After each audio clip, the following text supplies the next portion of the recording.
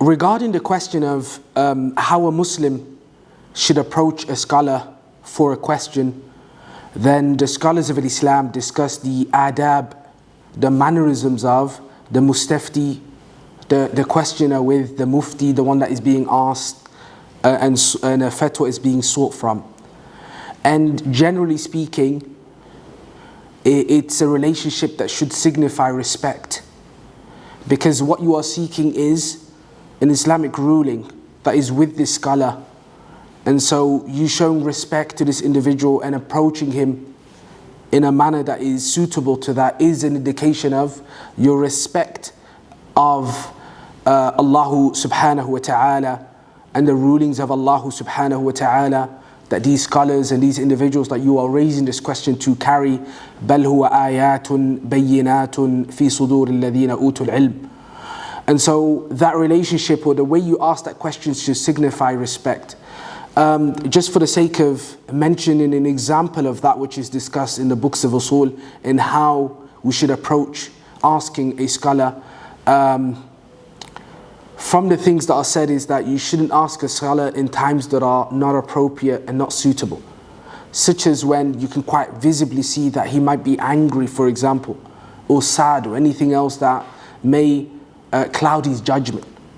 And the Prophet ﷺ informed us regarding the qadi, the judge, that he shouldn't judge in that circumstance because it clouds your judgment. And so the same way, if you were to go to a scholar and ask a question in this moment in time, you would not get the best possible answer.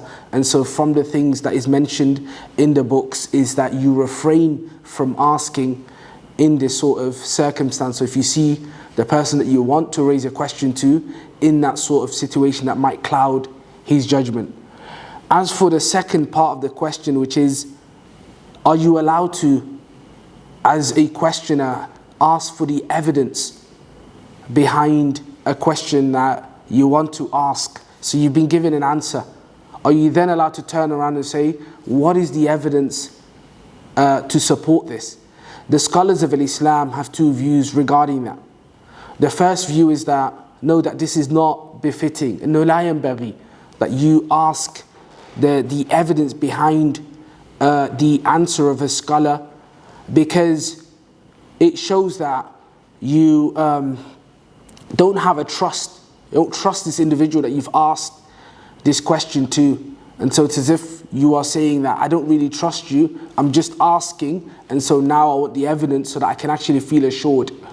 And if you feel that way, then in reality you shouldn't have approached him to begin with. He wasn't a suitable candidate to answer the question to begin with. And that is how you would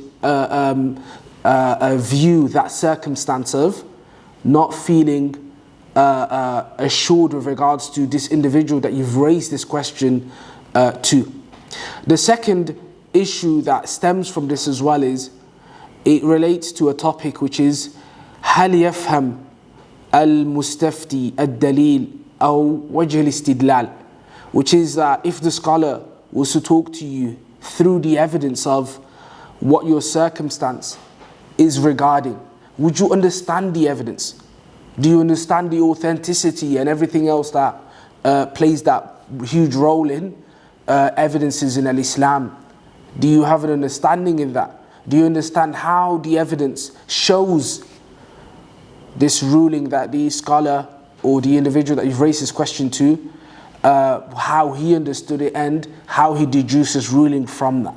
And so this view that says we shouldn't ask for evidences basically says that the layman, the ammi, in this context wouldn't understand.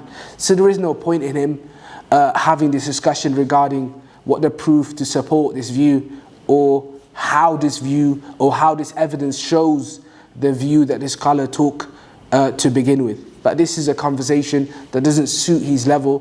حدث الناس بما يفهمون ويعقلون.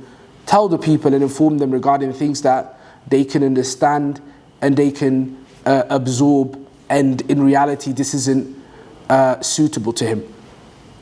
The second view is that it is permissible, يجوز, that the individual asks for the proof, and that there is no karaha.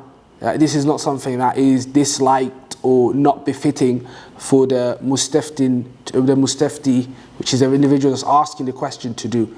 And their argument is basically summarized in the fact that it doesn't always show or signify a lack of trust. Sometimes it just makes the way what you asked about and now have been given the proof, you are more certain in the view that you've been given, and as a result of that, you gain a stronger resolve in going on and acting upon the view of this scholar, and Allah subhanahu wa ta'ala knows best.